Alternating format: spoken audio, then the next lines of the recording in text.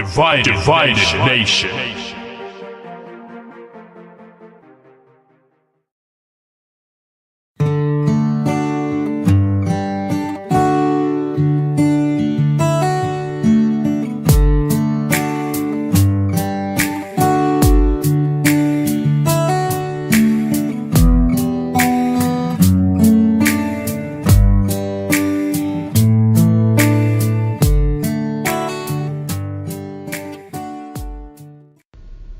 Good day, royal people. I hope you're ruling in your place, space, and time. I pray the blessings of the living God and His Son, Jesus Christ, reigns in your heart, in your mind, and your soul. I pray that everything you touch turns to gold. This is Doyle Lee, living on the highest level from divine royalty, where wisdom is wealth and wealth is wisdom. You have just tuned into the Divided Nation Analyzation podcast, where we are dissecting the vision to bring about unity. We are doing this by using a book movie script that has been written by our beloved and great author, Nako, who has blessed us with a broken title, Divided Nation. If you have been blessed to read this book, then you know what I mean when I say this book is before its time. Therefore, you are ahead of the game. If you have not read this book, then you are behind and need to catch up with the conversation that is about to take the nation by storm. That's cool, because yours truly has been assigned by divine royalty to catch you up with the get up. What do you think about that? Now you may say, Mr. Lee, what makes you think this movie, book, is before its time and causing readers to be ahead of the game? Well, that's an excellent question. And something excellent means that you're shining already, and we haven't even got it started yet. Well, first, keep in mind that this prolific author wrote this movie manuscript in 2003. You can look this up on our Divided Nation website at www.dividednation.org and find the copyright information registered in the Library of Congress. This movie script predates Obama's presidency. Also, the book was written and published in 2005, which predates this movie.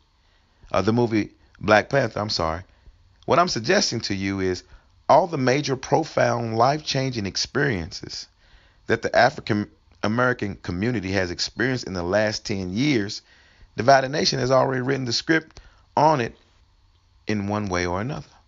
So, this podcast's main objective is to help you prepare for the next major event that has already been written about. So, buckle up. We are going to dissect picture 4, get all the jewels that lay beneath the surface of this great work. We welcome you all to Divine Royalty's Divided Nation Analyzation podcast. Let's get started. First picture, or picture 4, first point, school me. This picture opens up with a political science class in progress. They just finished watching the closing of one of Raymond Jackson's speeches. Professor Dubois helps the class analyze Raymond's political style by asking them a simple question. What do you think about Mr. Jackson becoming the next African American president? As simple as this question may appear, we have to consider the classroom setting. It gives us a sign and symbol that the African American community has to be schooled or re-educated on a few matters before they reach their new destiny. It's quite obvious that we must be re-educated in the area of political and social norm. One of our greatest challenges of today is how do we respond to old problems met by new rules of engagement? For example, just recently, Roseanne was fired from a major network for using what is labeled as a racial overtone. Well, this is not the first time she has used a racial overtone. It's an old problem. The new rules of engagement denotes that you do not use them on social media where it can go viral and can't be retraced back to the sender. Now it appears our attention is on who said it and how it was said, when the focus should be, why does she think it was right? Has the culture encouraged her? And who was she entertaining. So we must be re-educated on many fronts, especially when it comes to how entertainers will be used as the fall guy or girl in the process of entertaining people who will laugh and joke about certain overtones, but are smart enough not to send them viral. We also must be re-educated of letting go of the way we respond to what people say about us, and we must be re-educated about how we see ourselves, so that insults will make us stronger and not weaker. This type of political education is not for politicians only. That is the old way of looking at it. We're talking about teaching the entire family, including our children, how to be politically conscious of this very hot political climate. Professor Dubois represents the many teachers that will be rising up to re-educate a new generation on how to think politically and not so emotionally. Second point, that's cool. Which brings us to our next question and point. Watch this. The professor does an excellent job provoking the thoughts of the young minds to engage in a deep idea of politics. Mr. Dubois will be the kind of teacher we will need in our community in order to take a new look at an old institution, old ideas, and politics as usual. There are many teachers who are waiting in the wings for their chance to inspire and motivate a new generation to take a fresh look at the African American community. Now, when Steve, one of the students, suggests it would be cool if Raymond became the vice president, Professor Dubois pushed him to give a little more information than cool. Lena came to his assistance by explaining that Raymond's entire political campaign and possible victory will be based on how cool he is. So the question arises, when did cool become a part of the African American community political process? Now, if my older sister Loretta was questioned, she would undoubtedly say, Nako says, when Jesse Jackson came onto the scene, that is when cool came into our politics. He had on the jean outfit, the big afro, no tie, no suit, and the ability to speak with a rhythm and rhyme that predates rap. The ability to motivate and captivate his audience was clearly cool. Then out of nowhere, Bill Clinton, who had a laid-back coolness that only surfaced when addressing the African American community. No one will ever forget when he played the sax on Arsenio Hall's show. That was cool. At its best. We knew there was more to the coolness or the lack thereof, but we didn't have any choice on that on the level he was on, right? The author Nako often says, a little versus nothing is a lot. Did y'all catch that? Jesse had a cool appeal more than Clinton, but Clinton had the political leverage which magnified his coolness to the 10th power. We will be right back after this commercial. Divine Royalty Books, Music, and Movies presents Divided Nation. Part 1, Divine Destiny. Divided Nation. If the book is always better than the movie, then you have to read this book before it becomes a blockbuster movie. Divided Nation. A reality fiction. Divided Nation. Answers the great what if and what now that surrounds the African American community. Divided Nation. What if an African American politician picks up where our previous president left off? Divided Nation. Raymond Jackson had been trained all his life to do something that no one saw coming. Not even his wife or his mistress. Divided Nation. Get your copy today by going to www.dividednation.org or www.amazon.com. Divided Nation. If roots was our past, Divided nation is our future. Divided nation.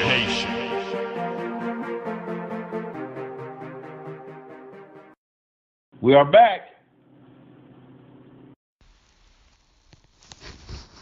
The School of Cool. As you well know, one of Professor Du Bois' students makes a distinction between acting cool and being cool. This brings us to a very interesting question, a question that has one bark but grows into many branches. What are the different degrees of political coolness? The first fact we have to consider when answering this question is that there are many people who will act cool just to get your vote, just to pretend they are part of the culture, and if you're not careful, you will be mistaken and fooled for someone who wants to be cool. So, in the political school of cool, the first lesson is to know how to recognize the ones who are just acting cool and putting on a cool act. Now, the mid degree of the school of cool is under the pressure of conflict. To appreciate this point, the author Nako suggests you never know how cool a person is until they find themselves into a very hot situation, like having a heated conversation in Hell's Kitchen in the 4th of July. Now that's hot. It is at this time we will see cool heads prevail. This is not something that comes in a style, a walk, clothes, a car, or a house one lives in. It only comes from the school of hot conflicts, trials, and tribulation. Challenges that produce someone who can stay cool under this type of pressure in order to give an accurate solution. Now, that's cool. The highest degree of coolness is demonstrated when you see the husbands being faithful to their spouse, fathers parenting their children, providers keeping their employees, students finishing school, and visionaries completing their mission. All of this in the face of opposition, wanting to quit, and walking away many times, but instead opting to see the entire process through. Now that is a capital C, double O, capital L. Cool. Hip-hop politics. Is there a place for hip-hop in the political arena? This is an interesting question in light of all the controversy that hip-hop brings to the table. What will help us answer this question is to understand where hip-hop derived. Hip-hop is a spin-off of R&B. A new generation brought rap into the music field by sampling old R&B tunes. These young people brought something no one thought would last or had a place in the music industry, but instead of dying out, it became more and more popular nationally, and now look, internationally. The success was so overwhelming that all genres started to accept this new style of singing. Then about 10 years after it hit, a new genre, it became a culture. Yeah, hip-hop created a subculture and all the bells and whistles that came along with it. Hip-hop had its own clothing lines, movies, drinks, and leaders. Whatever hip-hop touched, it owned and created a style along with it. Hip-hop even had its own political representative who admitted on many occasions that he was the voice of the hip-hop politics. Yet, the music celebrities degraded women, murders, drugs, and alcohol use. This is what the music celebrated. Wow. Power by any means necessary. Some may even make the argument that hip-hop is not helping the cause but only making it worse. The problem is we have to know how to change the aggressive parties involved to people who can understand the dividing balance by teaching them how to use the positive and disregard the negative. The author Nako admits that we all have something to offer, even if what we have to offer must be cleaned up a little. The creativity of hip-hop and its original style can be used to convey a new thought and idea for a new destiny. If nothing else, hip-hop can bring a new determination that seems to have a reputation of beating the odds. We will be right back after this commercial. Divine Royalty Books, Music, and Movies presents a Divided Nation soundtrack entitled Daddy's Little Girl by new artist Jazz. Hello, caller. You are on the air. Hi, my name is Brad from Houston, Texas, and I would like to dedicate the song Daddy's Little Girl by Jazz to my daughter. I'm sorry I can't be there right now, but Daddy loves you very much. Well, you got it. Wow, this has been the most dedicated song all month. Fathers are dedicating the Daddy's Little Girl song to their daughters, and daughters are dedicating the song to their fathers. Go to SoundCloud, Mixcloud, or anywhere you stream your music and push play, like, and share. You can also purchase Daddy's Little Girl by going to iTunes, Amazon Music, Google Play, or anywhere music is sold and download it to your phone. Join the Daddy Little Girl campaign by going to www.facebook.com/jazz.brown.5602. Now here it is, from Brad to his daughter and all the Daddy's Little Girls in the world, and the fathers who love and miss them. If you were here right now, and as silly as it may sound, I would parade you all over town.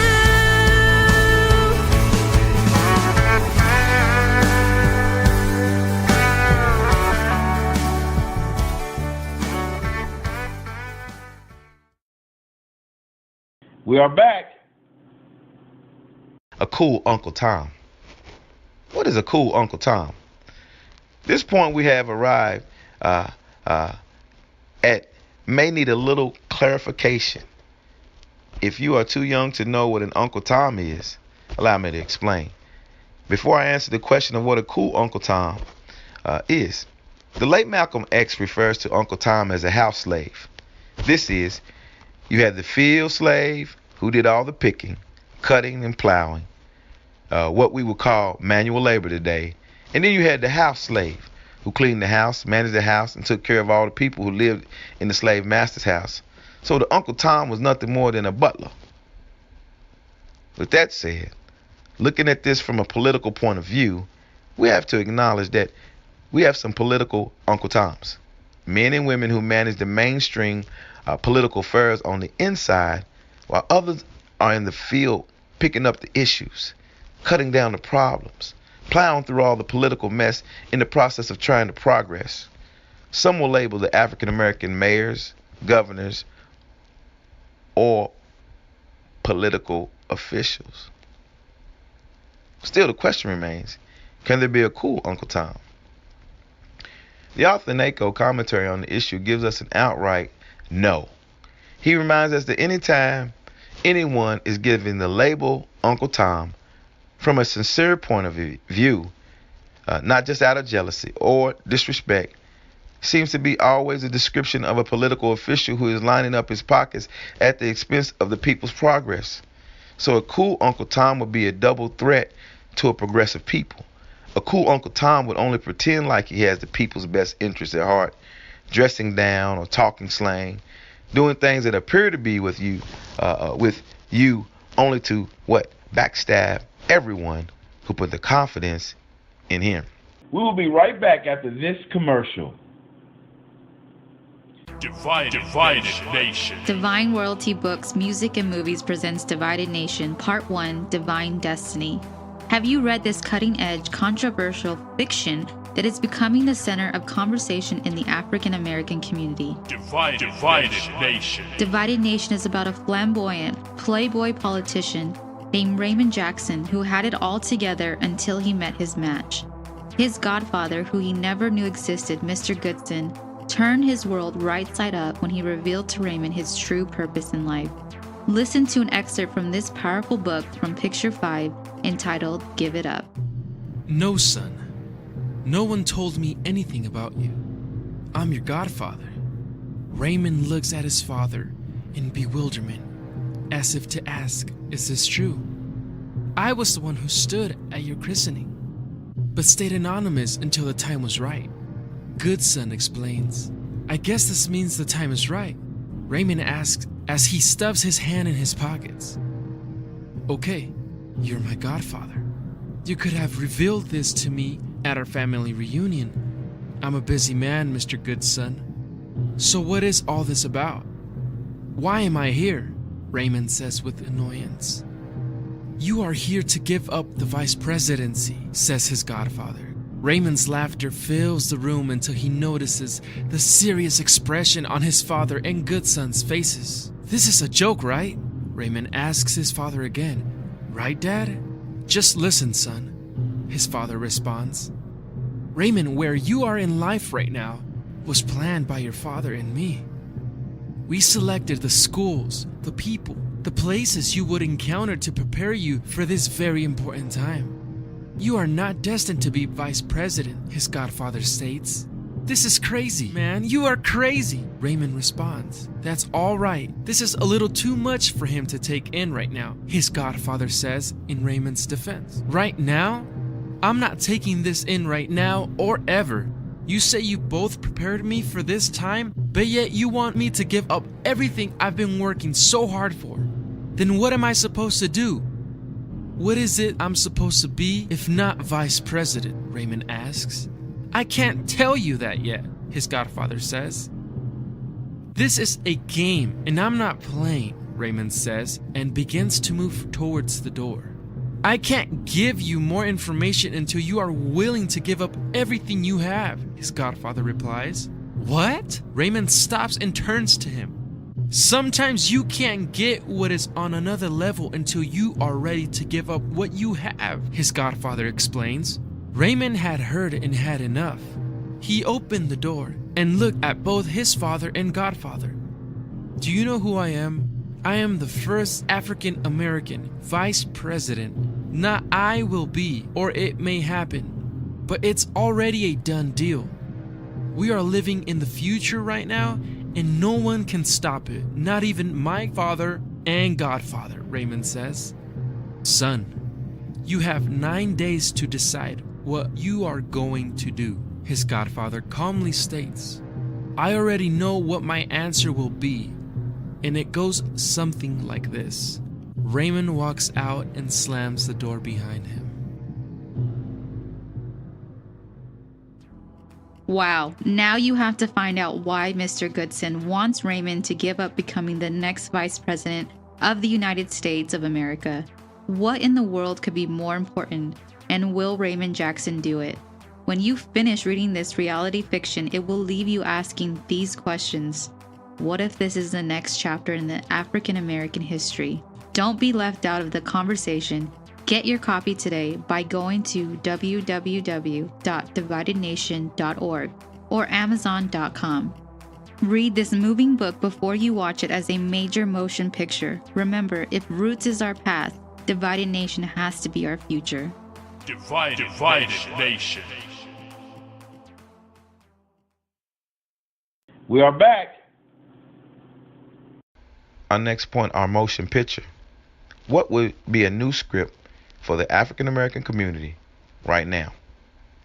Another student mentioned that she heard Raymond Jackson was going to be in a motion picture. The professor played the statement off, but it brought up an important question about how would our movie script look today if all of the actors and actresses, all the major players would play their role? How big could this new script be? Once again, I believe this is why so many love the movie Black Panther. It was an opportunity to see themselves and other ethnic groups excel in a way they never have or they have never done before, but yet possess the potential to. The reason why the author Nako wrote the movie script first and then the book is because the motion picture gives us a vision of how we look progressing today, in our time, and in our own way. The only problem with the movie Black Panther is that it was geared more towards the fictional side than the reality of today's plight and plan to progress. It also focuses on the place in Africa versus a place in the U.S. The Project Divided Nation focuses how do we progress from America to Africa? What would that look like? What would the mechanics be that could help us advance from forward from point A to B? Also, Divided Nation gives a vision of African Americans going back to their roots to help Africans and not the other way around. As you are going to see, if you haven't read the book, we will have a step-by-step process of how we are going to be a vision, watch this, in motion. Everyone will know their part, so they must play their role and take position. The author Nako states, Too many movies TV has given the wrong vision for so many years. Vision of murder, theft, illicit sex, drug use, and base money as power. Now it's time for us to have a vision of complete and total freedom, of progressing in a way we would never, never could imagine. So we had to put it into a movie script so people can see it in order to believe it. We will be right back after this commercial. Divine Royalty Books, Music, and Movies presents Daddy's Little Girl by Jazz. I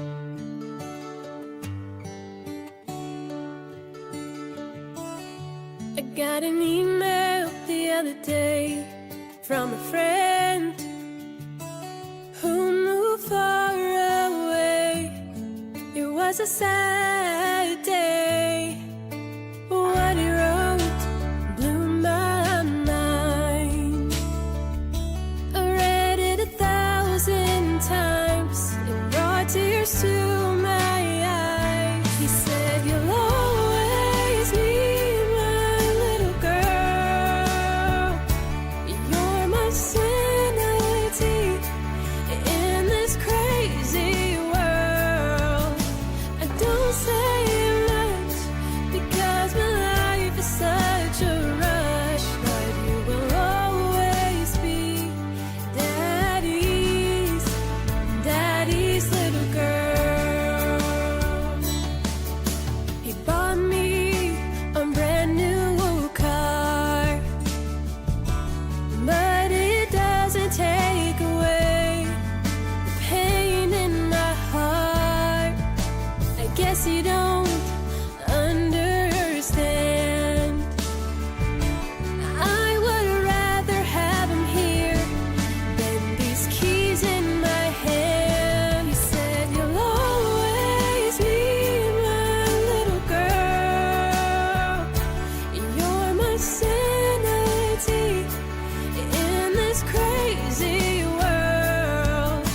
I don't say much because my life is such a rush, but you will always be daddy's little daddy. Don't you see I need a hug? This is why I'm looking for so much love. If you were here right now, and as silly as it may sound, I would parade you all over town.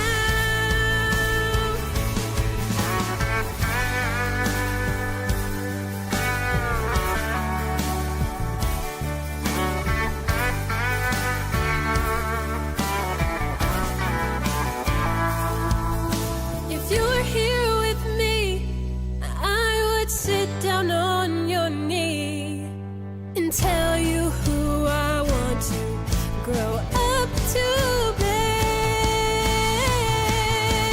I will always be your little girl.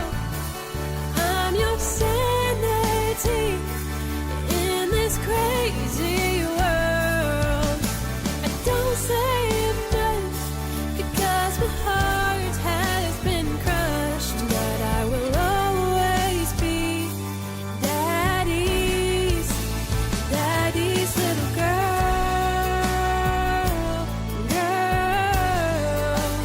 daddy's little girl.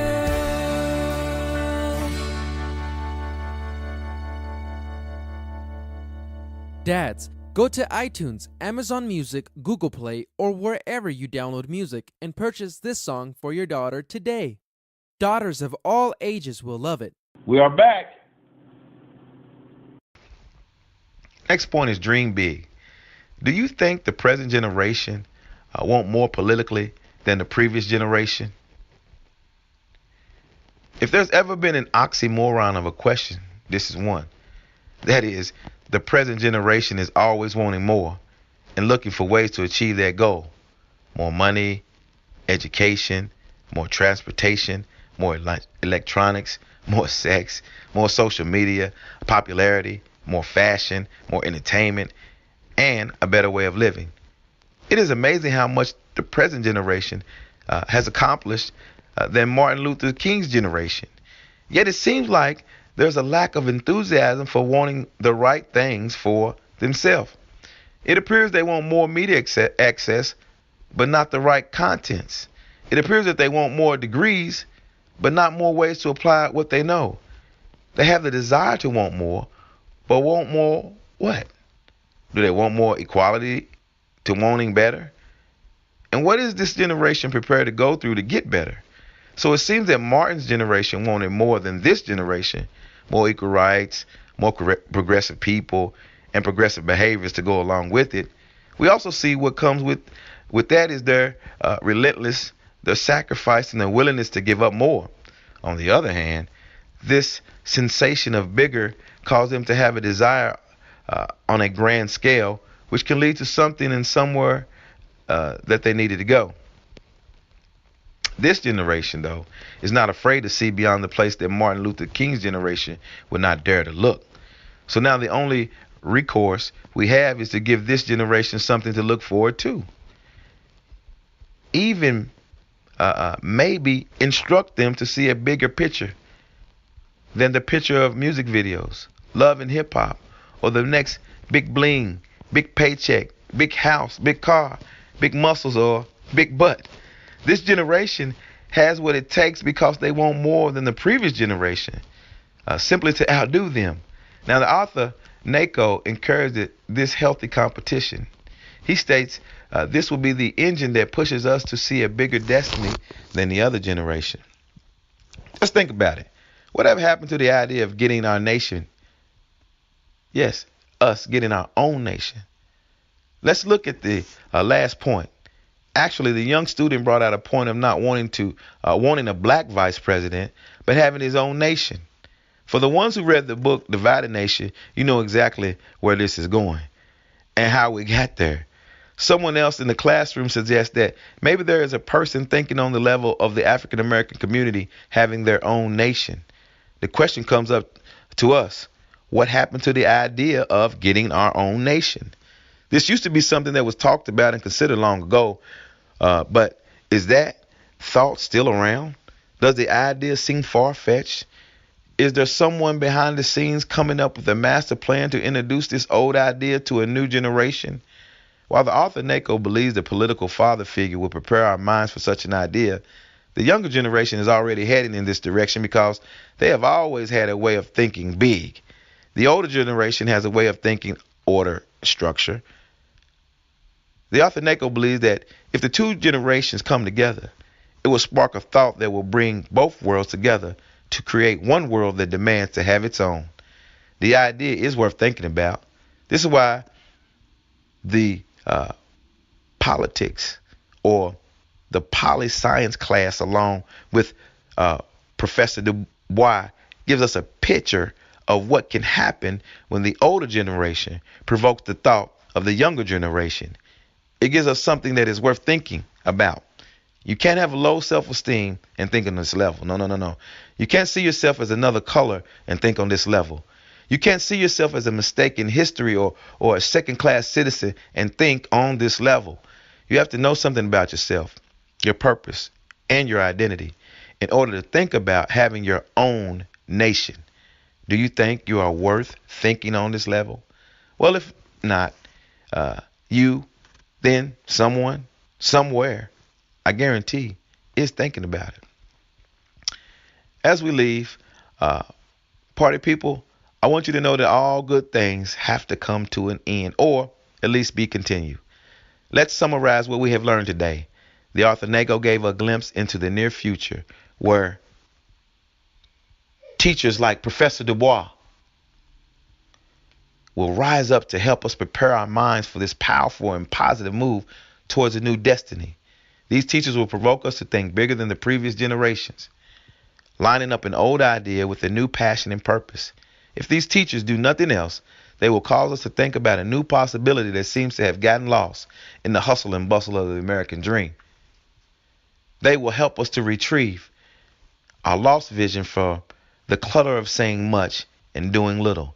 There will be no room for Uncle Toms, only cool hip-hop politicians who have been overheated by current issues but simmered down by these great teachers who know only cool heads prevail in these hot political circumstances.